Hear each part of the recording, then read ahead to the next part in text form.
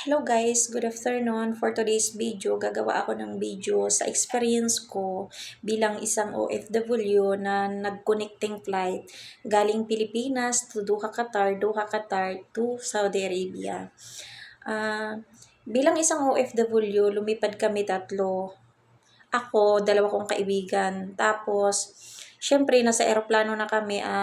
Qatar Airways yung sinakyan namin. Tapos, nung nasa eroplano na kami, magkaiba yung upuan namin. Syempre, nagkahiwalay kami. Tapos, doon sa inupuan ko banda, may isang babae dito sa malapit sa bintana, ako sa gitna, tapos isang matandang lalaki dito sa gilid ko. Tapos nung isang lalaki, syempre, habang magbabiyahe tayo, syempre makatulog kasi naka-jacket ako, sobrang lamig. Tapos meron dito hoodie, tapos meron dito gagil yung nakalagay dito, tapos may panlagay dito sa tainga yung foam para hindi mo marinig yung ugong ng eroplano. Syempre tulog ka na kasi may una na maliit, yung ganyan kaliit dito sa likod.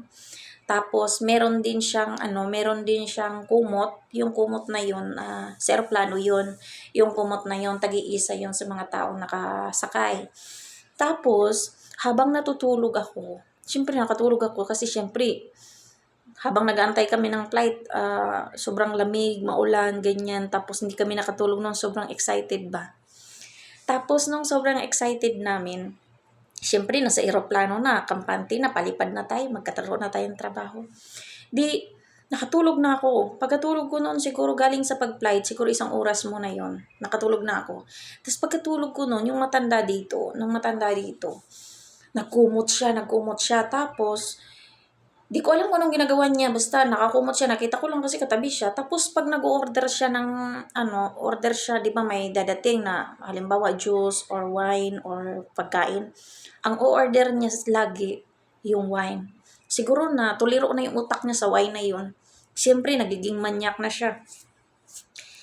Nung nagtaka ako, 2 beses na nagpaano ganun yan, dumating yung mga crew, nagpaano ng mga merienda or coffee. Wine talaga in-order niya. Tapos nung order niya ng wine, syempre nakatulog ako ba kasi hindi naman ako nagkakape, hindi ako nagwa-wine, hindi ako wala talaga kasi ayaw, takot ako mag-CR. Hindi nakatulog na ako, pagtulog ko ng ganyan. Alam mo guys, may naramdaman talaga ako hindi maganda kasi meron dito gumagapang sa akin dito, tapos mainit ang kamay. Tapos nung mainit ang kamay dito, siyempre nagising ako. Paggising ko ng ganyan, nakita ko yung kamay niya, hinampas ko siya, ginanyan ko siya.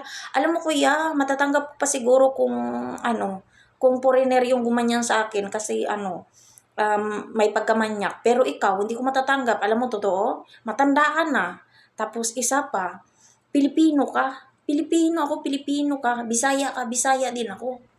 Tas ngayon, nagti-chat na ako sa kaibigan ko. Alam mo, sabi ko sa kanya, kasi free wifi naman sa aeroplano galing Pilipinas papuntang Doha, Qatar. Kasi yung Qatar Airways, free wifi. Tapos sabi ko sa kanya, alis na. Sabi ko sa kanya, yung kaibigan ko, alis na. Nahipuan ako dito, yung matandang katabi ko. Tapos, yun, dumating yung kaibigan ko. Tapos, kahit sabi ko, sige kung daldal kay kuya, yung sa matanda na yun, sabi ko, matanda ka na, hindi ko matatanggap talaga na ganyan manghihipo ka. Dapat nga galangin ka namin, galangin mo rin kami kasi ikaw yung matanda, kami yung bata, sabi ko sa kanya. Tapos hindi siya nagsasalita, tahimik lang siya, siguro na, na yun siya, nasubraan sa alak. Tapos tinext ko yung kaibigan ko, nag-reply siya, sabi niya, lipat ka dito kasi may bakanting upuan dito na isa.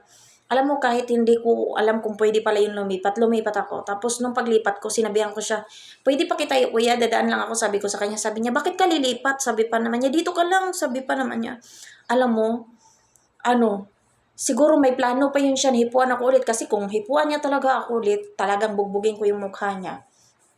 Kaya kung hindi pala tayo safe na ganyan natulog tayo sa airplane, tapos yung katabi natin lalaki, kailangan alerto talaga tayo kasi meron pala talagang tao na manyakis, hindi nilalagay sa lugar. Tapos nagtaka kasi ako, pag halimbawa 'di ba, gumagana-gana ang eroplano, nagising ako. Tapos hindi siya hindi umaalis yung tingin niya sa akin, lagi siya nakaganyan sa akin. Siyempre bilang OFW na first timer kang lumipad, siyempre takot yung nararamdaman mo sa dibdib. Kaya sana naman kung dadating yung araw na lilipad talaga ng sasakay ng eroplano, kailangan alerto talaga tayo kasi hindi natin alam yung mga katabi natin may manyak pala. Paghipo niya talagang ganyan, hindi na talaga niya uulitin kasi sampalin ko talaga siya o bubugin ko siya kahit hirap na siya magtayo. Yung mag-CR nga siya, hirap na siya magtayo eh. Pero ano, siguro sa sigura niyang inom sa wine, dumating ang pagkamanyak niya. Pero kung inulit niya talaga yun, at talagang mabugbog siya sa akin sa gitna ng biyahe. Pero buti naman, hindi na niya inulit. Isang beses lang kasi sinabihan ko siya, pag inulit mo yan, sabi ko sa kanya, hindi na kita re-respetuhin. Bugbugin ako ng mukha mo. Tapos natahimik na siya hanggang lumipat na ako. Tapos napunta na ako sa paglapag namin. Alam mo, di ako makamove on sa experience ko.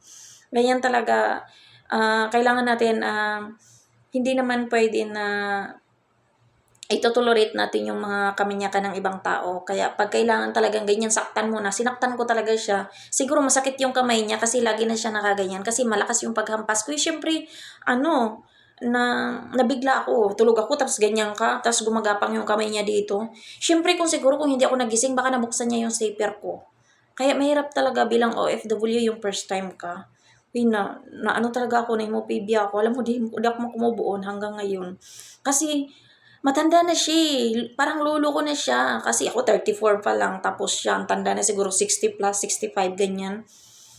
Tapos habang nakalipat na ako ng upuan, alam mo bakit? Nakatingin pa rin siya sa akin. Parang may gusto siyang sabihin na hindi niya masabi. Pero siguro kung ikinomplain ko talaga yun na nagsisigaw talaga ako ng sobra-sobra na sobrang lakas, siguro yung matanda na yun, makukulong yun at saka madidili yung flight na paglipat ko papuntang Saudi Arabia. Kaya mahirap pala ang may kamanyakan. Kaya kung respeto-respeto naman kung alam ko kuya kung matanda ka naman, sana manahimik ka na lang kasi matanda ka na eh. Buti kung ibang lahi kay okay lang, pero parehas tayong Pinoy, kaya dapat hindi ganun. Kunting respeto naman sa katabi natin kasi namasahe din ako, namasahe ka rin. Kaya iyan lang share ko guys. Sana kung sasakay man tayo ng eroplano, kahit may mga kumot dyan, kailangan alerto kasi hindi natin alam yung mga kamay-kamay nila gumagapang-gapang. Kaya yun lang ang share ko. Sobrang takot ko talaga sa sa yung nakasakay ako ng airplane na connecting flight. Pero sana next time kailangan natin na alerto. Hindi na talaga ako matutulog. Kasi simula nung nahipuan ako, hindi na talaga ako natulog. Di ako makamove on. Gustuhin ko man siya saktan, pero kawawa din kasi sobrang matanda na. Hindi na nga halos makatayo, ganyan. Hindi na halos talaga. Mahirap siya pag tumayo siya. Kawawa nga siya pag nag-CR, nakita ko. Yun lang share ko sa inyo. Thank you for watching.